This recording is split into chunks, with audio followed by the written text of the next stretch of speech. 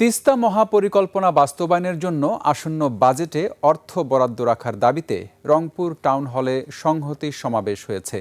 বিকেলে তিস্তা বাঁচাও নদী বাঁচাও সংগ্রাম পরিষদের উদ্যোগে সংহতি সমাবেশে বিভিন্ন রাজনৈতিক দল, সামাজিক সংগঠনের নেতৃবৃন্দ সহ বিশিষ্ট নাগরিকরা অংশ নেন।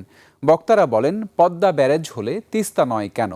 পদ্মা ব্যারেজ অনুমোদন এবং অর্থ বরাদ্দ রাখা হলেও রংপুর অঞ্চলের 2 কোটি মানুষের বাঁচা মরার একমাত্র অবলম্বন তিস্তা মহাপরিকল্পনা বাস্তবায়নের কোনো উদ্যোগ নেই। নিজেদের অর্থায়নে মহাপরিকল্পনা বাস্তবায়ন দাবি করেন তারা।